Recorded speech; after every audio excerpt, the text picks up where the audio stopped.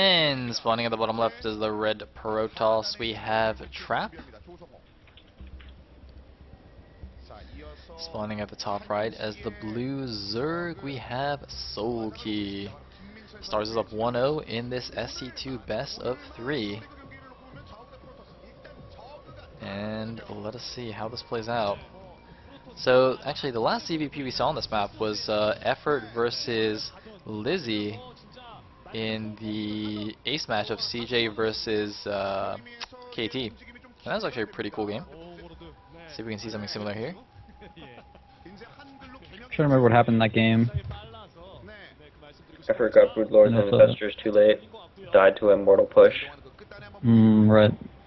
That's right. He had an awesome setup to be able to max out really quickly because he took no aggression at all. But he didn't max, instead just took a 4th base, but he didn't quickly quick enough tech up to 5 tech, and his Broodlords didn't come out in time. That was a pretty crazy game. In the meantime, nothing crazy coming from either player. Looks like a 14 pool from Sayle. Standard stuff. Pylon at the front for Trap here. Probably just going to do the standard Forge Fast Expand. And so I'm going to try and block this drone from making a hatchery. Drone looks like he got the first shot off. And of course drones are better than probes 1v1 anyway. Yeah, good play by him setting the drone early. It's really important to send that early. Like, he doesn't have the minerals to make a hatchery, but it forces the probe to engage in, and that just like lowers their HP down. So if you send the drone when you have 300 minerals, then you're gonna have to fight the probe for a while. You're not gonna be able to get a hatchery up. If you send it early, the probe's forced to kind of block it in case you have the minerals, and then the probe gets too low to be able to engage. They either have to drop their pylon earlier, or they just don't block it, as we saw there. So nice play by the Zerg. And I still don't see the Nexus place yet. So it looks like he went Forge first. Looks like now I see the Nexus on the minimap, so I'm pretty sure, yeah, it looks like the Forge is finished and the Nexus just now started. That's a problem, man. Yeah. Because you let the hatchery go up. Generally, with a standard pull time like that, you want to either go Nexus first, or if you're going to bother to go Forge first, you want to get that cannon rush going on. Because otherwise, it's like you went Forge first, your opponent got a hatchery up really quickly, and that Forge doesn't do anything for you because you don't need the cannon that quickly. But it won't put him too far behind. Indeed, looks like cannon, gateway, and extra pylon there to narrow the choke there at the front. Looks like just now taking his gas. Meanwhile, a 3rd hatchery here at the 3rd base of Sayle. Double gas in the main of the Protoss. Note the Overlord positioning. To be able to watch that 3rd base, you really need to watch out for that really sketchy cannon rush that happens there. So he's being super safe, man. Indeed. Super duper safe. I think it's difficult on this map though to cannon rush that 3rd, given how close it is to the main, though, right? I mean, the Overlords will fly over there pretty quickly. They do. It's just that there's like that one spot with the minerals. You can put down a single pylon, have your cannon stuck inside, and no Zerg can get to it, even with only a single pylon. That's the only reason that position is really scary. Oh. If you don't see it coming as a Zerg, you can't really deal with it. But yeah, if your Overlord's there, you're going to be totally set. I did not know that. You can do it with just one pylon. Interesting.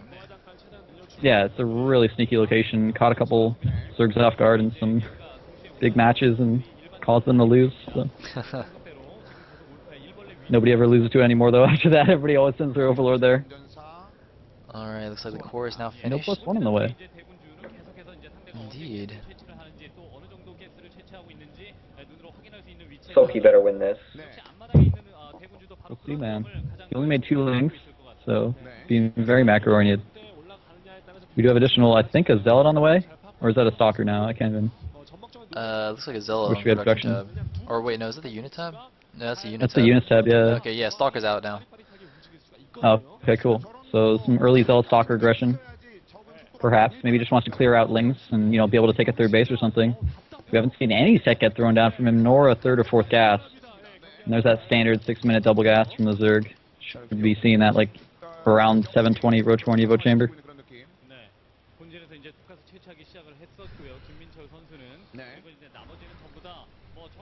I'm so curious, man. What's this Protoss doing?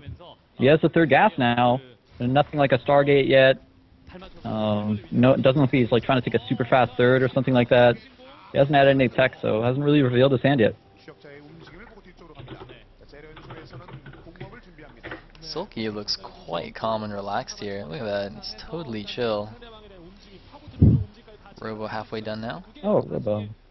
Okay, so with +1 in a robo, and he's pumping out sentries, you know, this could lead up to two different things. It's either going to be like a big 2-base immortal push with a lot of sentries and 1-1, or it's just going to be a quick third base with a lot of sentries and immortals defending, observers positioned outside the third and outside the natural, which can be a great way to play this map. It's like really the most standard way. This Overlord might end up seeing that robo though.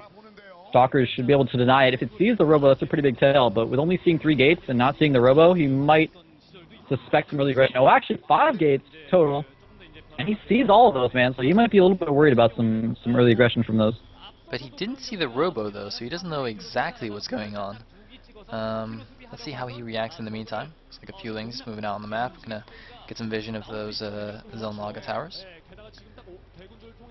In the meantime... Yeah, just gonna take some map control. Wants to make sure that his opponent doesn't have a third, and he does have his Evo Chamber finishing. So, I don't know, man, do you think he's actually gonna just, like... You think he's going to take a third, or you think he's just going to use all these gateways and just go for some big, huge immortal attack? Well, so far we've seen some pretty aggressive play from Brodos's, so I think he's going to try something here. But, I don't know. Unfortunately, I don't think he made an observer, did he? I think he's just rushing immortals, which could be problematic for him, because Burrow's actually a quarter of the way done. So, Burrow play can be really good to shut this down if you don't have an observer with your army. He does have +1 armor on the way as well, so given the fact that he hasn't moved out to try to take a third yet, I mean, he could still do it, it would just be really late, but it is looking like he might just go for some huge bust here, considering he keeps avoiding making observers and just pumping out nothing but immortals. But it looks like his units might get trapped out here. Ling's coming in from the backside, trying to get a surround off. He is going to grab a few of those crucial sentries. He's going to grab one more. No, not quite. Did he get 2 or 3 sentries, I think, went down there in that engagement. Really nice little move there. It only cost him a few Zerglings. Yeah, excellent play, man. He has to rebuild those sentries. That's a lot of gas to be used up. He's still down to 6 sentries. Whereas after spending all that gas, you'd hope to be maybe at like 8 right now. So it definitely hurts. Protoss play here. But he still hasn't taken a third, nor has he moved out for an attack. So, and he still hasn't made a single observer. He's just making immortals, man. It really does look like he wants to all in. Still, you can never tell. He might just drop the Nexus and just be like, oh, he does drop the Nexus. Preparing to, at least. Yeah, so I'm really surprised, man. With no observer, that's hard to do. Oh, looks like he just now has an observer, actually. Oh, he does. Because there was a borrowed Ling at his third, I think, so he needed that to even plant the Nexus down. Yeah. Meanwhile, yep, just continuing to pump out those immortals. We don't see any other... Looks like Sayle... Looks like Sulky doesn't have a lot of drones. Yeah, I don't understand there, but looks like he doesn't have a lot of drones, so he was really going for a lot of aggression with those early roaches, man. He wasn't like trying to build up a full 3-base economy and then max out. So that means his actual max will be later, but he has more opportunity to, you know, put on some pressure now, but he seems unable to actually apply that pressure. If he lets the Protoss get up a 3rd base freely and get all that gas, there's a lot of really tough timings to hit as Zerg, where you either need to be maxing right now and preventing that third from coming up, or you need to be fast teching up 2 Infestors, 2 Broodlords. Looks like that's what he wants to do here, but it might be one of those situations just like in that last PvZ we saw on this map, where it's just too late and a big immortal timing could bust him out. He's going to have those Infestors out oh so quickly, and he really can't delay that hive and that, you know, Broodlord tech at all. Meanwhile, if he's at 200 and the Protoss moves out and he has a lot of roaches, he's just going to die. That happens every time. It reminds me of all the ZVP losses from maybe 8 months ago. Looks like Hive on the way now, and I mean, he's keeping a bit of map presence with this Roachling. It's nothing too serious. Observer floating around now, just checking things out. Maybe Protoss Army is still just chilling back at home, orbing in a few more Stalkers here. I assume that's the income that they're showing there. Yeah. Yeah, slightly better for a Zerg player, especially on gas, since double gas isn't set up yet for the Protoss. There's a Spire started, but notice it's about 40 seconds late. Generally, we're going to see that started right at the same time as the Hive, so his Broodlord tech could be really delayed here. Let's see if that ends up affecting his play, but he does have melee upgrades on the way as well as his ranged upgrades, as opposed to going for Carapace. So that does make it seem like he really wants to focus on, you know, having upgraded Broodlings, or at least having some, you know, upgraded Zerglings in his army. Interesting that he keeps his Roaches and Lings just kind of spread out on the map like that. I don't know if he's just waiting to counterattack if the Protoss moves out, or what, but he's got to be careful, because right now it looks like a Protoss player is going to move out and at the very least take some map control, if not go for some type of attack. Yeah, he's countering. And there we Gotta work go. with him. Roach is moving around the south side. Very nice counter. Only one cannon there at the third base. A couple of these warp gates might actually go down as well as the Nexus, and looks like he's moving in. The probes evacuate. A few Roaches taking down the cannon, the rest going after the Nexus, it looks like. But here we go, the Protoss going into the fourth base of the Zerg. Queen goes down immediately, and it looks like Sulky is just going to sack this expansion. He knows he doesn't have enough to hold this. There's way too many Sentries and Immortals and Stalkers. But he has taken down the Protoss third as well, so I think that's a decent trade for him. Looks like the first Fungal goes off, catches a few units. Warp Prism is opened up, allowing him to warp in those units right at the front lines. He's going into the third base. He might even take us out. If he can take out the third base, that'll be huge. The drones coming off, are they running or trying to fight? Looks like they're actually running, but running the gauntlet there. Most of them do get taken down, and actually this could be really bad for Sulky. Oh, wow. You know, he might have been trying to fake that he has another base in the top left corner, like make him think, wow, all those drones are going over there, what are you doing? And then like send his whole army there, might be able to buy him time instead of the Protoss going straight to his natural, but looks like the Protoss player's too smart. He's not actually going to give him that time. At the same time, though, the counter towards his natural, he doesn't have a lot of sentries, can't really force it off effectively. He's going to lose all those buildings, but I mean, who's going to win in a base race scenario here? There's such a larger army for the Protoss in the natural of Sulky. And it looks like this might... Oh, you know, he's burrowing, he's going underneath the force field. The second force field doesn't even quite block it, I think. The Lynx were able to run through anyway. A few random infested Terrans getting thrown in there, but still a giant Protoss army waltzing into the Zerg Natural. And unfortunately for Hoppit, it looks like a bad position for Sulky, although he has a ton of Spine Crawlers in his main. So many Spine Crawlers, oh my god. Yeah, that's really going to help him out. But of course, Blink Stalkers, you can just blink back the hurt Stalkers. You can take out Spines pretty cost effectively, especially with the Immortals he still has in his army. So, meanwhile, though, the Roaches and Infested Terrans still doing a lot of damage to his main. This is going to be wacky, man. We're going to end up in a weird base trade, but I don't know how many drones actually escaped. I don't know how many probes have been able to escape here to be able to build, you know, buildings all over the place.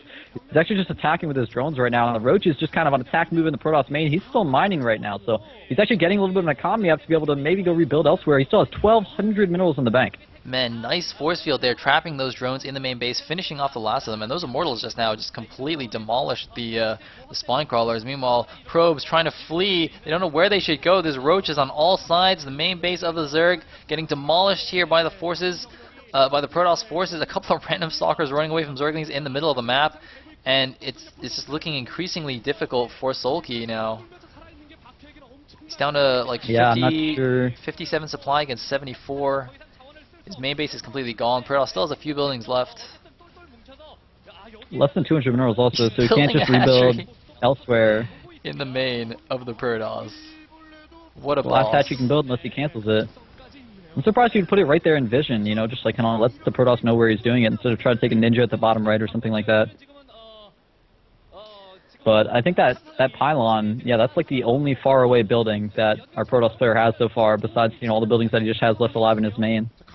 Those Infestors is going to prove to be unbelievably useful, just kind of rebuilding energy this whole time, but will it be enough? That is still a very, very scarily large Protoss army. 19 Blink Stalkers, 3 Sentries, and 4 Immortals. That is insane against only 15 Roaches and 6 Infestors. Now, Protoss does have over 400 minerals, so he could build a Nexus if he had a probe somewhere. I don't know if he does, though. It doesn't. I don't see a red dot floating anywhere. I assume he actually just doesn't have any probes to make a Nexus. So he's actually just going to go in here and try and finish off the Zerg army. As you said, he's got so much stuff here. He did lose one of those last probes. I think he still has 1 still alive, though, on the units tab. 7 drones still alive. So I don't know where that probe's hidden. It's hopefully in a good spot. He did lose that, you know, that pylon. So he's got to keep these buildings alive. He does have an observer with this army, so Burr not going to be, like, terribly useful. This is it, though, man. The Zerg army is trapped in here. Force field's going down. 1 Infestor drops immediately. A couple Infested Terrans getting dropped down, but those are just going to be picked off very quickly. And it's not looking good for Sulky. And there is the huge blink up. More Infested Terrans being thrown down, but there's just almost nothing left for Sulky. He's down to 27 supply here.